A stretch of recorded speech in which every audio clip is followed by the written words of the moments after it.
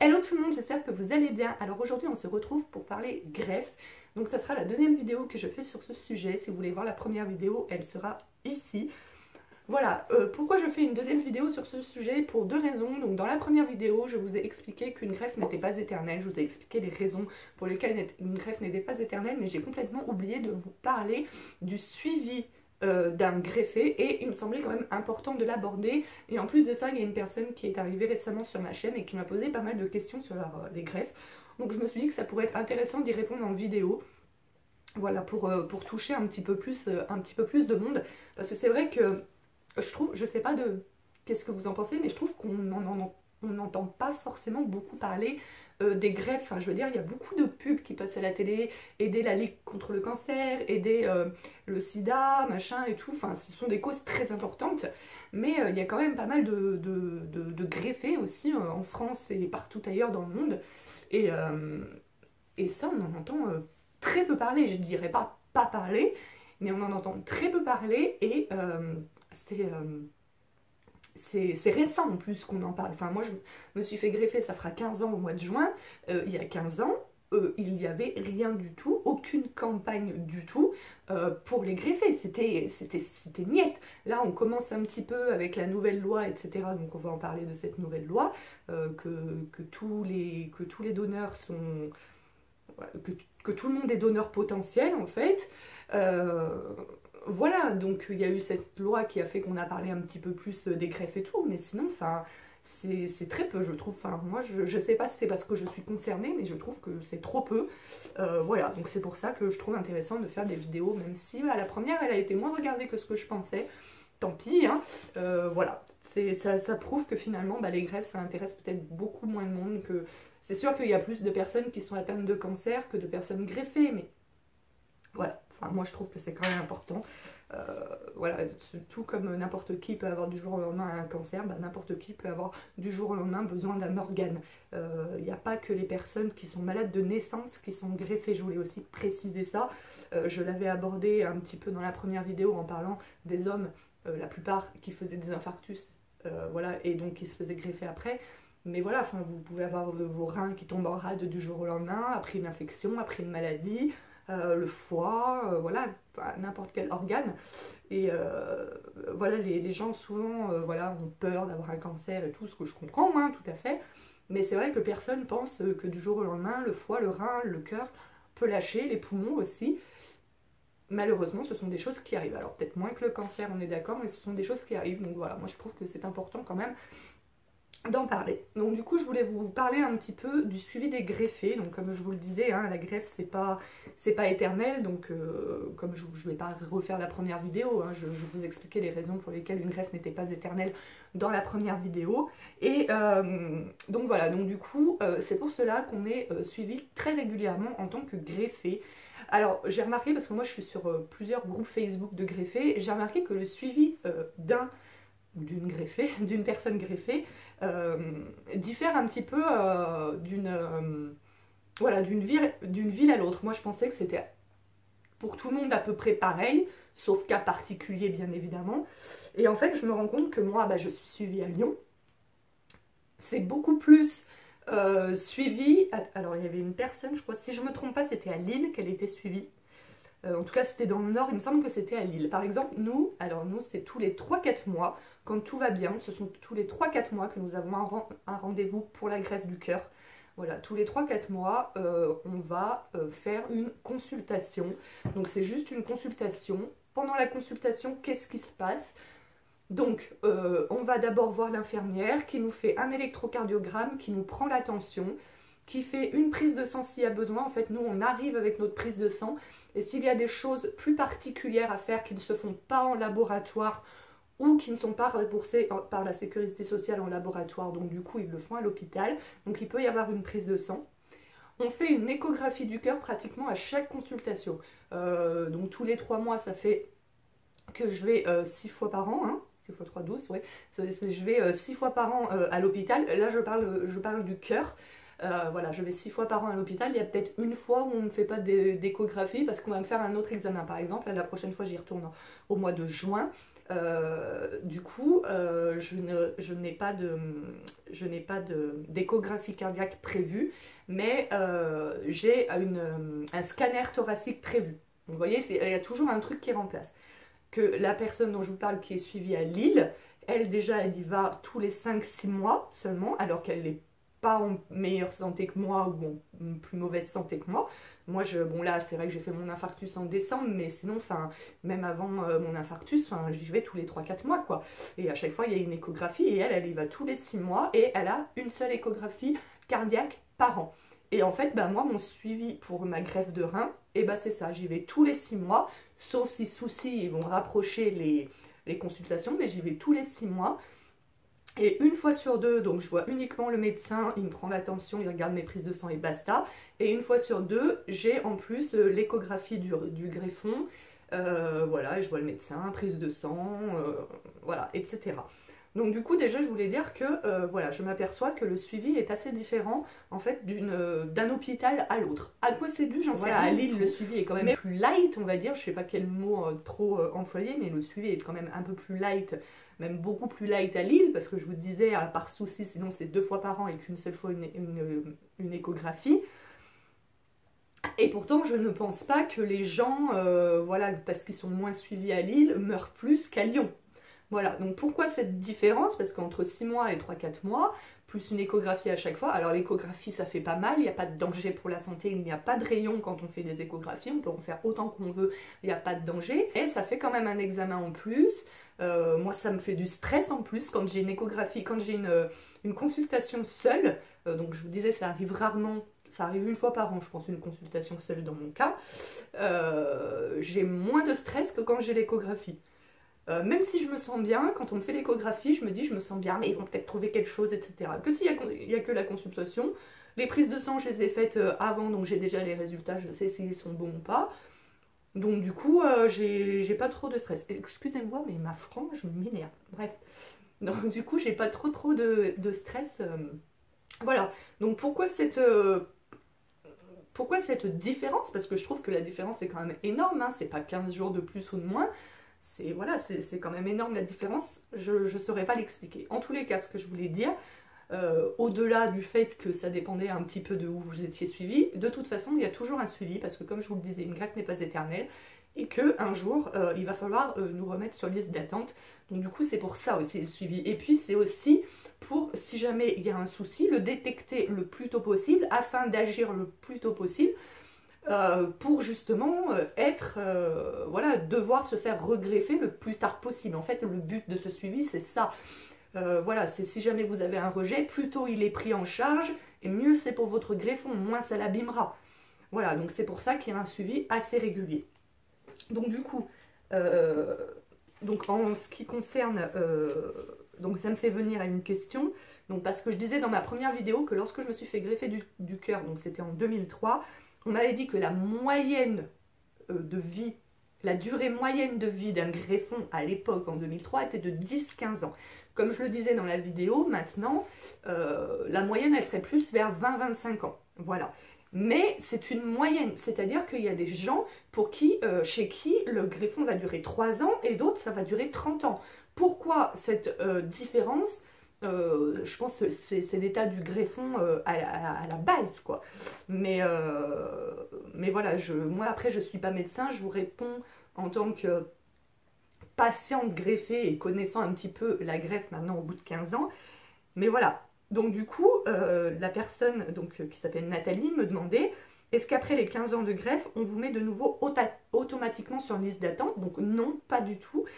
Pour la simple et bonne raison que notre greffe peut durer 25-30 ans. Hein, comme je l'ai dit, c'est une moyenne. Donc on ne nous met pas automatiquement sur la liste des greffes au bout de 15 ans, parce que si votre cœur il peut encore durer 10 ans, bah autant continuer à vivre avec votre cœur que vous avez déjà, parce que l'opération en elle-même, c'est quand même une opération risquée.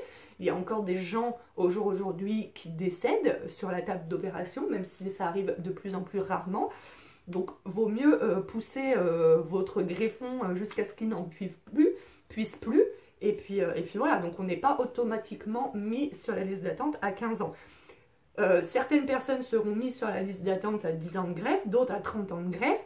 ça dépend de l'état du greffon. Encore une fois, c'est pour cela qu'il y a ce suivi assez régulier. Donc la deuxième question, c'était passez-vous en priorité? Non, pas du tout, on ne passe pas en priorité, à part si le greffon s'arrête de fonctionner du jour au lendemain et que du coup vous êtes dans une urgence vitale. Là, vous êtes en premier sur la liste d'attente nationale, parce qu'il y a la liste d'attente régionale. Et après, si vraiment vous êtes dans un cas d'extrême urgence, mais là que vous soyez en attente pour une deuxième greffe ou une première greffe, c'est la même chose. Il y a la liste d'attente d'urgence nationale.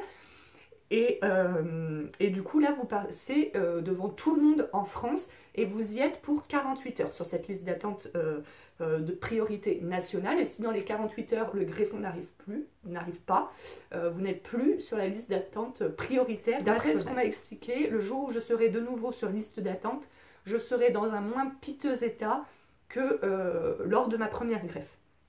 Après voilà, on ne sait jamais ce qui peut arriver bien évidemment, mais en règle générale, ils essayent de nous mettre sur liste d'attente. On est quand même dans un meilleur état que la première fois. Donc voilà, mais dans un meilleur état, ça veut dire quand même pas en forme non plus quoi. Donc là, au jour d'aujourd'hui, moi je vais très bien, voilà, j'ai 15 ans de greffe dans 2 mois. Non, ils vont pas, enfin sauf si je fais un arrêt cardiaque, un accident, enfin sauf s'il m'arrive quelque chose, je touche du bois pour que ça n'arrive pas. Mais sinon, il n'y a aucune raison. Enfin, au jour d'aujourd'hui, je mène une vie totalement normale. Il n'y a aucune raison qu'on me mette sur une liste d'attente parce que j'arrive aux 15 ans de greffe. Alors, ensuite, elle m'a posé des questions en ce qui concerne la compatibilité. Donc, faut-il avoir le même groupe sanguin pour être compatible? Donc oui, il faut avoir le même groupe sanguin, c'est la base. Mais il n'y a pas que ça. En fait, en gros, parce qu'encore une fois, je ne suis pas médecin et je vous explique comme on m'a expliqué. Donc, parce que, comme je le disais dans ma première vidéo, mon papa m'a donné son rein. Donc, on a fait une prise de sang à tous les deux. On nous a prélevé du sang tous les deux. Et ils ont mélangé nos sangs, qui s'appelle un cross-match, un truc comme ça, ils appellent ça, pour voir si nous sommes compatibles. Et en fait, suivant si on est compatible ou pas, le sang va avoir, nos deux sangs mélangés vont faire une réaction. Et ça va montrer en fait si les sangs se rejettent ou s'ils ne se rejettent pas. Voilà, il y a ça et il y a les anticorps anti-HLA aussi. Voilà, donc ça c'est encore plus technique, mais bon, il n'y a pas que le groupe sanguin qui compte. Mais effectivement, déjà si vous êtes deux groupes sanguins complètement opposés, c'est sûr, si vous êtes du groupe A et du groupe B, ça ne va pas être compatible. Par contre, ceux qui sont du groupe O peuvent être compatibles avec vous puisque c'est donneur universel. Mais ça ne veut pas dire que parce qu'il est donneur universel, il sera à 100% compatible, voilà. Donc ça, déjà. Donc oui, le groupe sanguin, mais pas que. Et ensuite, cette quatrième question, c'est pourquoi dans une même famille, elle parlait de famille parent-enfant, on passe pas au sens large, certains sont compatibles et d'autres pas. Alors, il y a peut-être plusieurs raisons pour lesquelles on est parfois compatible et parfois pas. Moi, donc on avait fait le test, avant de faire le test avec mon papa, on avait fait le test avec ma maman et je n'étais pas compatible avec ma maman. Moi, la raison pour laquelle je n'étais pas compatible avec ma maman, c'est que, et c'est pour ça que parfois, enfin, plus souvent les mamans ne sont pas compatibles que les papas, c'est ce qu'on m'avait raconté aussi, ce qui ne veut absolument pas dire que les mamans ne sont jamais compatibles avec leur enfant, mais il y a un risque plus élevé pour les mamans de ne pas être compatibles avec leur enfant. Pourquoi? Parce qu'au moment de l'accouchement, alors comment vous expliquer ça? En fait, au moment de l'accouchement, il peut y avoir du sang de l'enfant, voilà, on va dire ça comme ça, du sang de l'enfant qui va se mélanger à celui de la maman, donc je pense par le cordon ombilical. Et du coup, ça va faire que l'enfant va développer des anticorps contre le sang de sa maman. Et les anticorps, on les a à vie.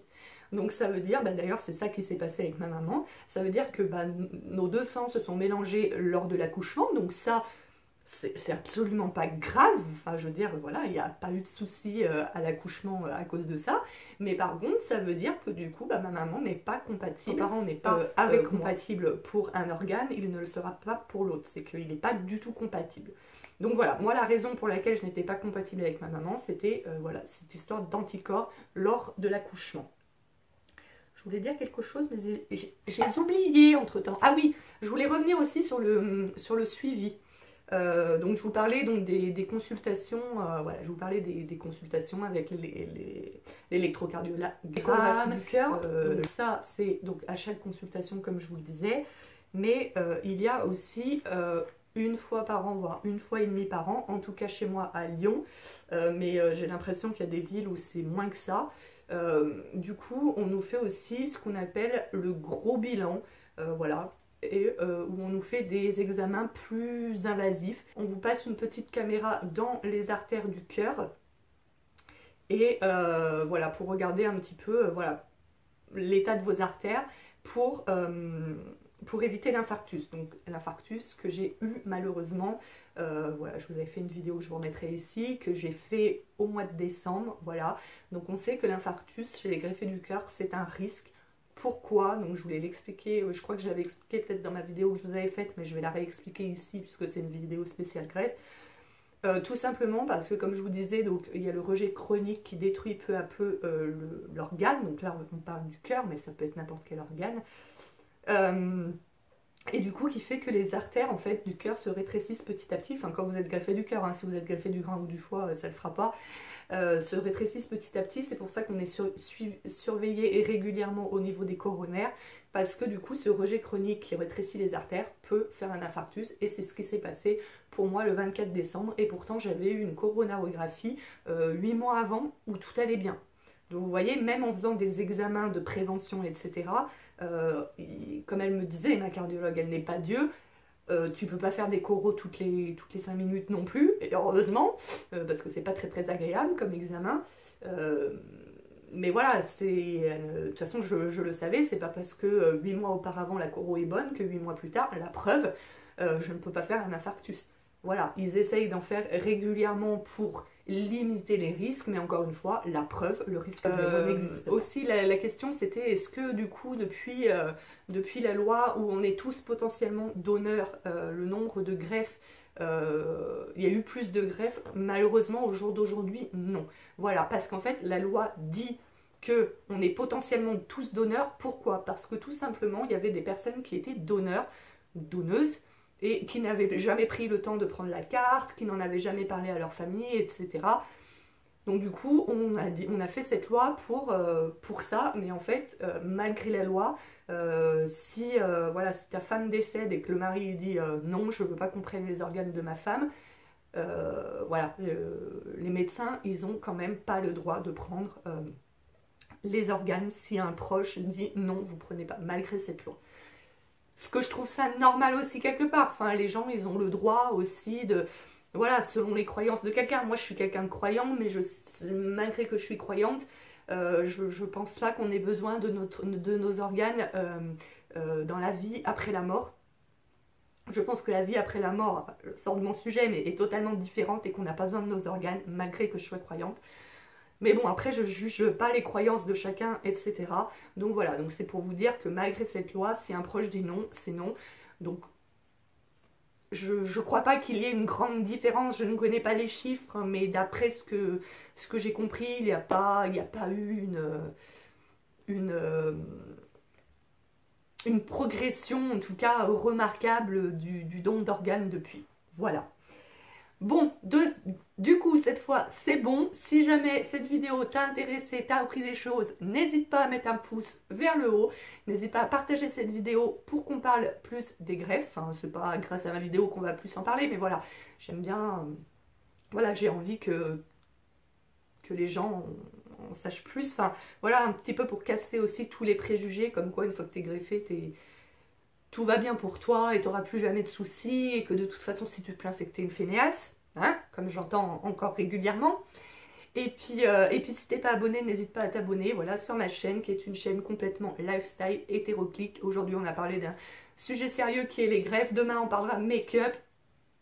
Et voilà, enfin je dis ça, je sais pas quelle sera la prochaine vidéo, mais pour vous dire que voilà, on s'amuse bien sur cette chaîne, donc abonne-toi.